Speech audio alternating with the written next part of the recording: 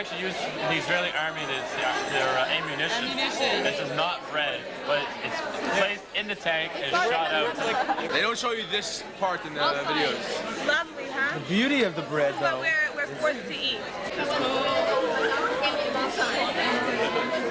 So we were walking along the road from Auschwitz to Birkenau, and all of a sudden I see these two cute little people walking in front of us. And I'd seen them before earlier that day, and I realized that they were my grandparents. So I left the line, and I joined my grandparents. And my grandmother didn't notice me until about 2 minutes later. My grandfather and I were laughing. Little generation and 2 generations later, and it felt really nice to be walking with both my friends and with my grandparents. And 50 years ago, the train was coming in. It never left with Jews. And this time we were leaving on the railroad from the camp. And it felt like so incredible. So, I don't know. Many cities all over Europe expelled the Jews. But, you know, in Lublin, in the Jewish town, in the year 1568, the Jewish town of Lublin was granted the privilege of banning Christians from living in it. So essentially they were allowed to expel all the Christians. Lublin was the center of the government of Polish Jews for at least 200 years. Moshe Levin Yeshiva, where Rabbi Hirschbach, the chief rabbi of Montreal, attended. This is our teacher. She knows that. Supposedly you had to learn 70 Mishnayos to even be accepted to the school, which is a lot, and incredible. And so we know that everybody who went here, including Rabbi Hirschbach, must be brilliant, right? Right, and it feels sort of weird because we're here and there are Jews here, like, what, more than 50 years ago? This is our philosopher. No, more than 50 years ago, and now there's no Jews. It's medical school. It's a medical school now, but it's sad sort of because you expect to find people studying to become rabbis, and we don't. And I don't know, it's kind of upsetting, but it's happy because we're here now. It's very weird. Obviously, the mezuzah used to be here, and the people who took over this hospital tried filling in the hole for the mezuzah used to be. But in this door, they ended up that the mezuzah was like pushed out. The filling was pushed out and not pushed in like the rest of the doors. Because if you look at the rest of the doors, it's smooth everywhere. And this door, for some reason, they left it out. This was the building that honored him with Torah. And who was it? It was Reb Meir Shapiro, the name that you heard before. And perhaps one of the leading rabbinic scholars, educators, and community leaders in the 1930s was the one that founded this yeshiva, Reb Meir Shapiro. He had a tremendous influence on a new group that was developing, referred to as Agudat Yisrael. He instituted something that was very clever, and it's used to this day. To study every day one folio with the other side, which would be one full page of Talmud with both sides, one day a page. In 7 years, you would complete the entire Talmud.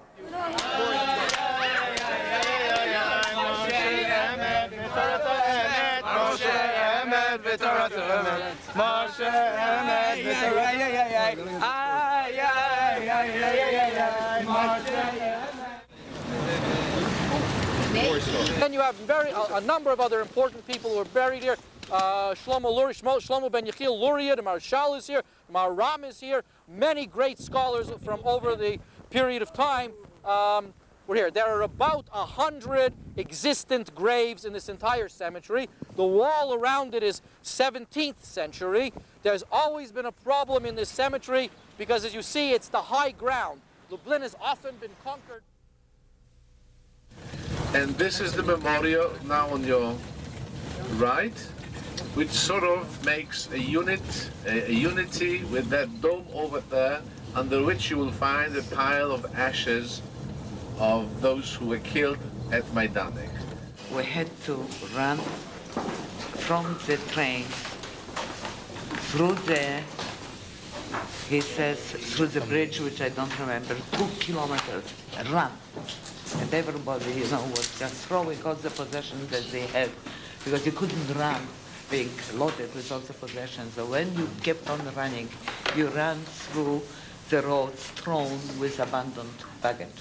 Now the showers that you're going to see here are authentic, and they would send the people that were chosen to be gassed right away. They were first sent into the showers, and you will see here real showers. The showers aren't gas chambers; they're showers, and they were shoved like 5 people into a shower without soap, without towels, and they were told to take showers. Now, why is it? It doesn't make sense. Why, if people are going to be gassed in a few minutes, why were they sent in to take showers? Because the Germans figured out that the gas in the gas chambers works better on bodies that are wet and warm. So they would even put in hot air through pipes into the showers so the bodies would be damp and warm, just so that the gas would work better. You know, I was here in this place, yes, but I'm not sure if this particular one, it looks familiar, I am not sure, because there were different ones for men, different ones for women.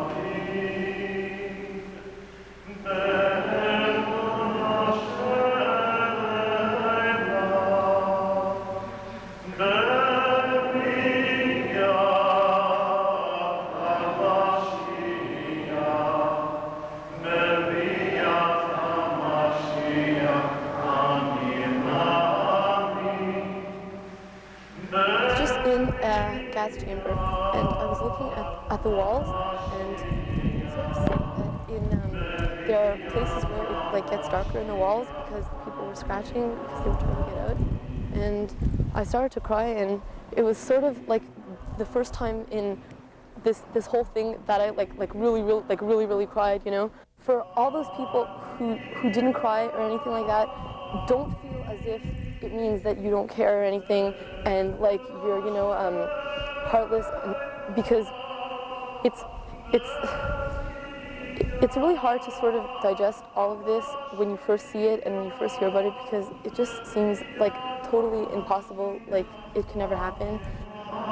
So if you're walking, you know, and it's as if you're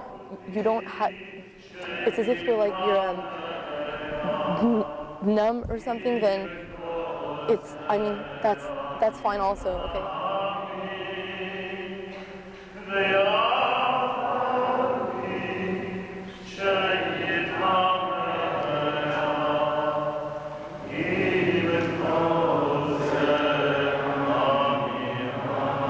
They wanted to be able to hold 250,000 prisoners at a time. What they were able to do was murder 300,000, but not all at the same time. In other words, if they had been able to build the camp to hold 250,000, they would have been able to kill that many.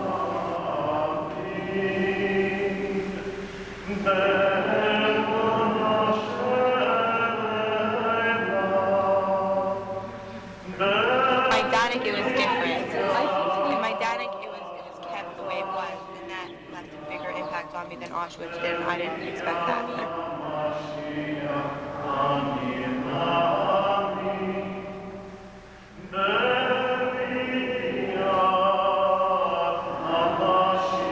They live there. They know what happened, but life goes on. Just because a war happened somewhere for the next 10,000 years, you have to, every living, waking moment has to be on the Holocaust. It isn't. You just can't live like that. If something bad happens, you remember it, no doubt. But if it's with you every waking moment of your life, you're never going to do anything.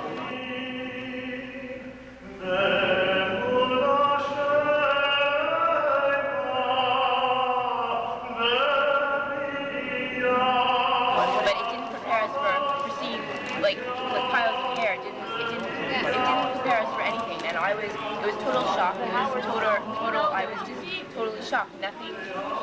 Like it wasn't anything that I expected.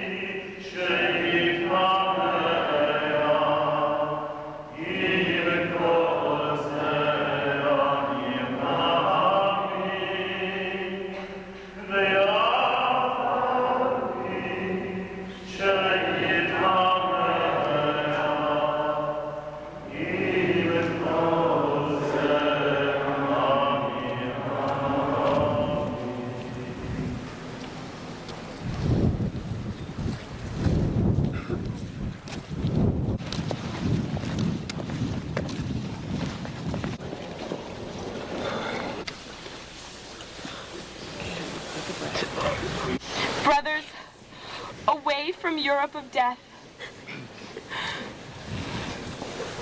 We will climb together toward the land where we shall be men among other men.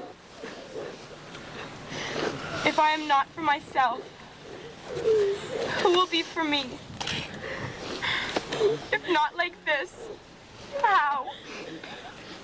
And if not now, when? Auschwitz, Birkenau, Treblinka, Majdanek, Dachau, ושאר מחנות ההשמדה באירופה.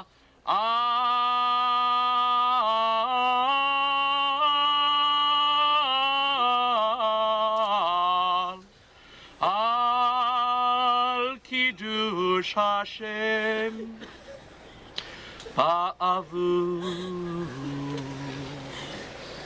שאנו חברי מצד החיים מתפללים בעד הזכרת נשמותיהם.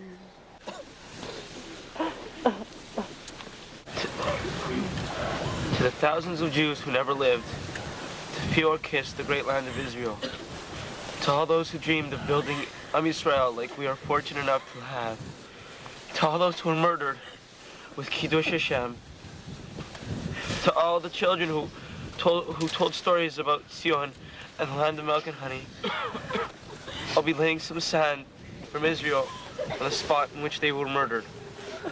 Today, April 8th, 1994, we're standing here and saying to the world, never again. With the miracle of Israel and the survival of us, the Jewish people, and faith, we promise to treasure, to ensure the world we will never see such a hell like this, nor will we ever forget.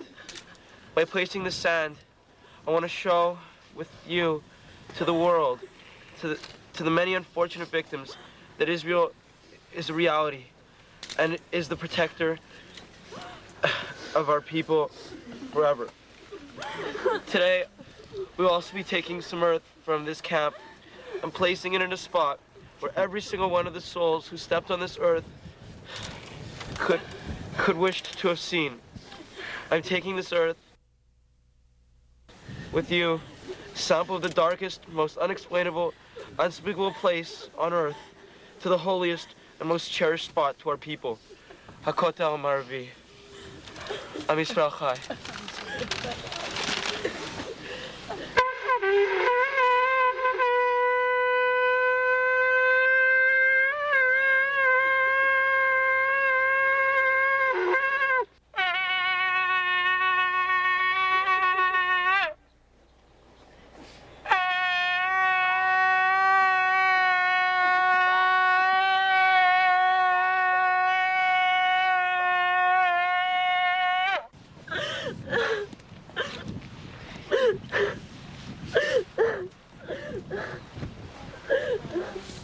I looked around when everyone was at the ashes, when everyone was, well, most everyone was bawling, and people were really like, they were losing control.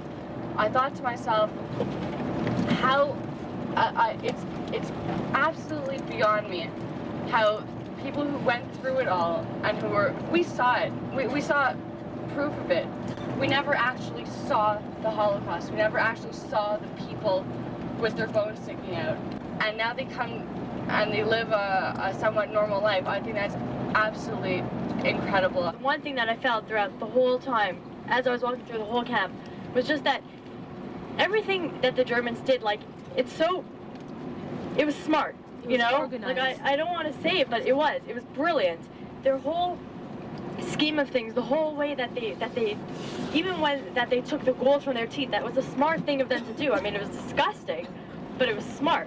And it doesn't make sense to me how someone so irrational could have been thinking so rationally. Is that what we saw in the last 2 days is a horrible example of science, technology, and medicine gone bad. More than just feeling nothing, not showing anything, I feel nothing. I literally feel blasé. I walk through those things, and intellectually, I know what happened. And I can accept it, and I know that they were the gas chambers, and then there was gas, and they poisoned the people, and they would shoot them in the fields, and they would hang them. And intellectually, I know this. And emotionally, it just doesn't register. I do not react. There was this very tiny little shoe, and it still had the little shoelace in it, and you knew that it was just a little kid who wore it, and I could see the little kid, and then right beside it was a sandal, and it's the kind of sandal that my grandmother wears all the time, you know, like the old kind of bubby sandal, you know, and then it was just, there were only two, and that was only two people, and then I thought to myself, I can't see all of them, and I can't, and this is 2 out of 6 million, and that's when like it kind of became real to me, because it was, I could see two people, and then I realized that there was, that it was people that I was seeing and not just shoes. I know today was really hard for everyone, and I know for me it was really hard because my father is a survivor of the Holocaust, and when we were in Majdanek, we were walking along the side just to know that I could have been walking where my father, when he was 7 years old, was walking.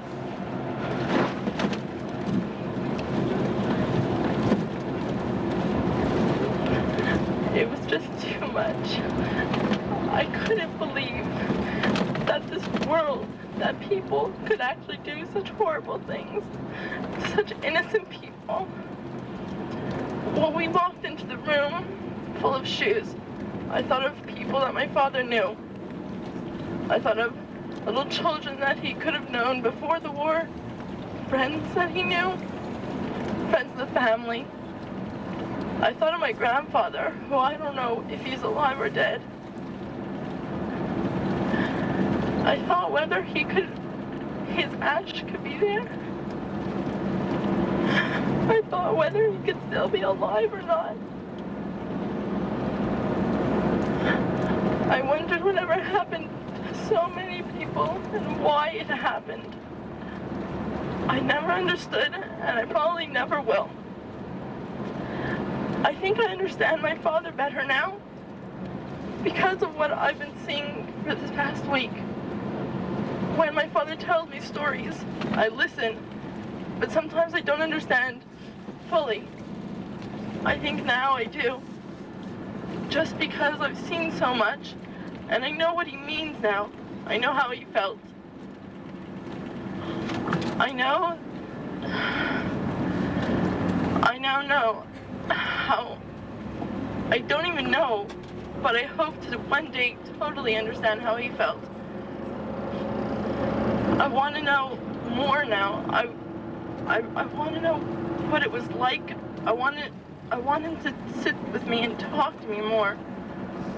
I want to know more about my family. I want to know more about what happened to him. I want to know more about the whole situation. It's not right. It's not right for us. It's not right for the people who survived. And it's not right for the people who perished. We have to remember, we can never forget. But some people don't think it happened. I think they should come and look.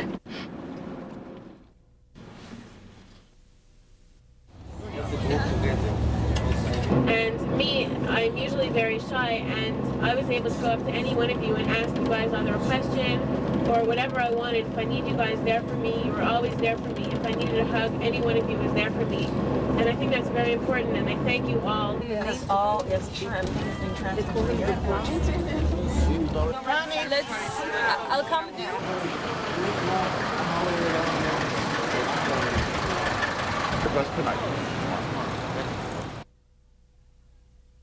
We went to the cultural center last night for a Canada-wide Shabbat. These are soup nuts. These are our delicious soup. And it was really, really amazing. We sat all together with all of Canada. We ended up dancing and singing and running through the chicken wasn't that good though.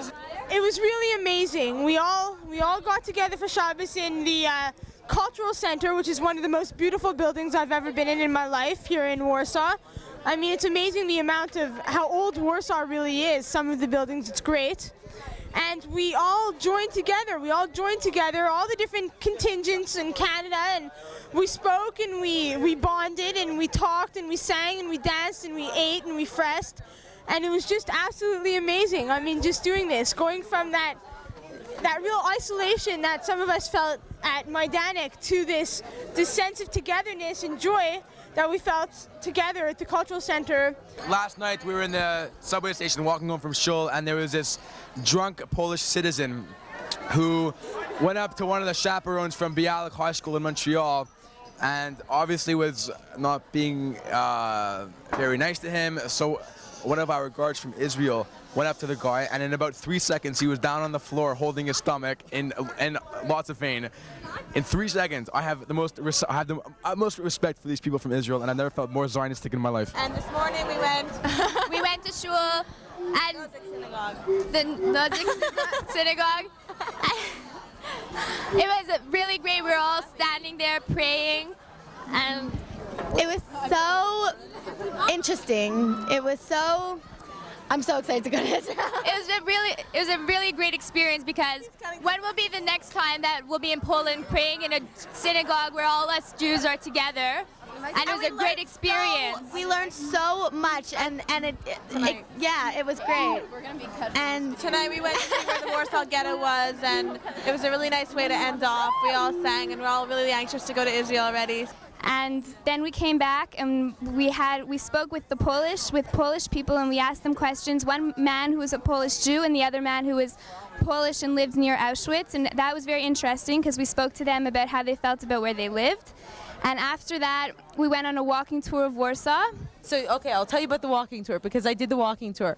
It was really long, but it was a lot of fun, and it was really, really interesting to finally see all these things that we learn about. You know, like we spent a really long time, we spent all year studying the Holocaust last year. We spent a really long time on the Warsaw Ghetto uprising, and it was really neat to actually go there and be able to touch the ghetto walls and to see what's the Rappaport? The Rappaport Memorial that was dedicated to the uprising. Havdalah at the Umschlagplatz was very, very touching.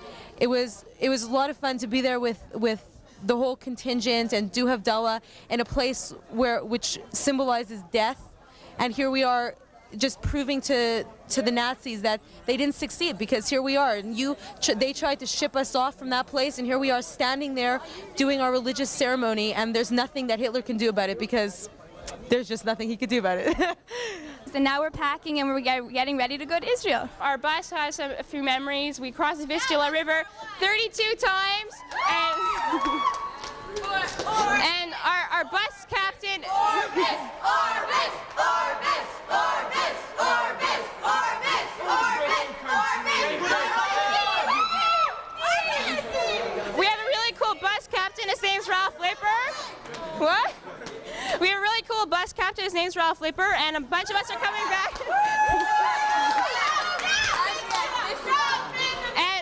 Ralph in the Vistula, Ralph in the Vistula, Ralph in the Vistula, Ralph in the Vistula, Ralph in the Vistula, Ralph in the Vistula, Ralph in the Vistula.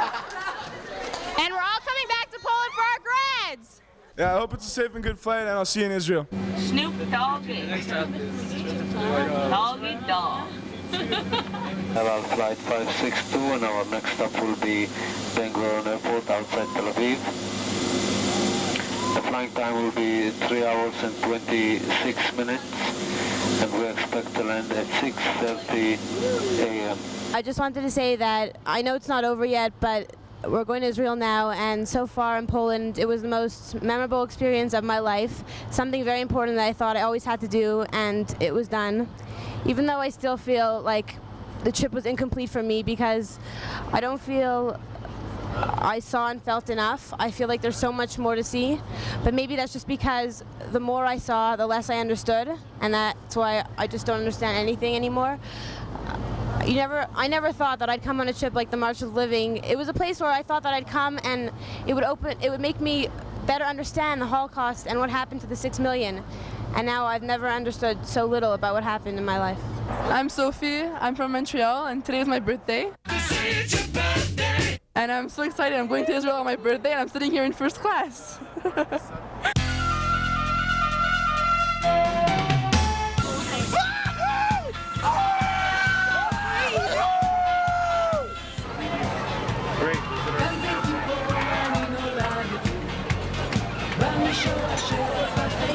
Please surround the first climbers coming to Israel in the middle of a circle. People who've been to Israel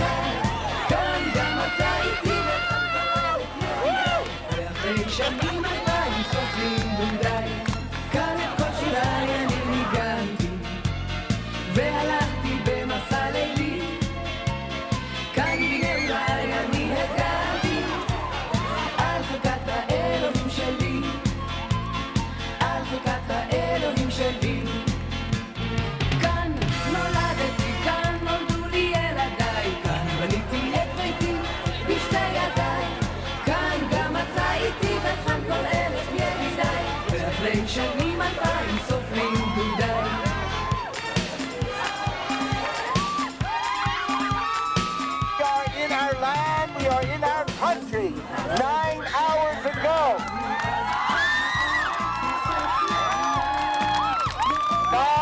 9 hours ago, we were in Umschlagsplatz that sent 300,000 Jews to their death. We are now standing on soil that brought 3 million Jews to their life. Together, Baruch Atah Adonai Eloheinu Lara Ha'olam She'Ha'Beyanu V'Hiyamanu V'Hiyamanu.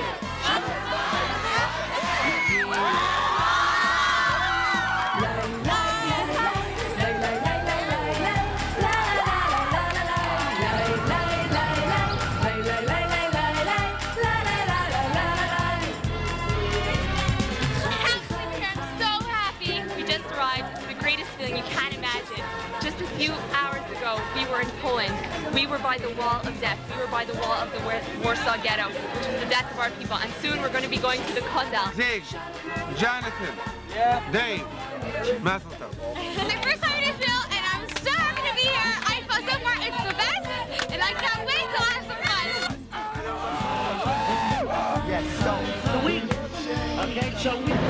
Making me know that good Israeli breakfast. Yeah.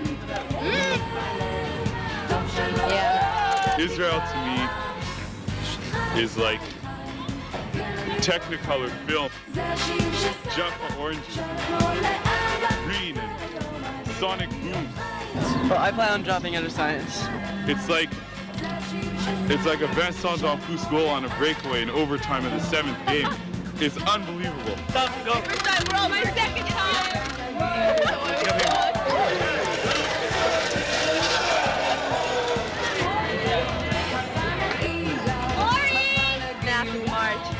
My whole perspective of Israel is new, and I've seen it in a different way, and I'm very proud to be here and wearing the blue jacket and coming from Poland, going to Israel. Seriously, look at it, it's so good, it's amazing, it's heaven, and it feels like heaven, especially in I haven't seen so grass hot. in 6 months. It tastes better because we're in Israel. Everything tastes better because we're in Israel. Do you know in Montreal they're having 50 centimeters of snow? We have 50 centimeters of sun. I'm opening my shirt. I have hair. Oui, ça va très bien. Oui. Parce que je suis en Israël. C'est le meilleur sentiment au monde. C'est la première fois. Et c'est super. Here, the sky is blue, the sun is shining, and everything is cheerful. C'est la première fois que je rentre dans un pays et j'ai comme les larmes aux yeux. J'ai un sentiment quoi. C'est extraordinaire. C'est super. So just to make me feel better. Every time I come, I duck the birds. The one time I don't duck the bird, the bird hits me. Right in my hair. All over. The bird of paradise. No, it's not even funny. What's the bird of paradise? I didn't even see the bird. How big a bird was it? I don't know, it flew away. Yeah!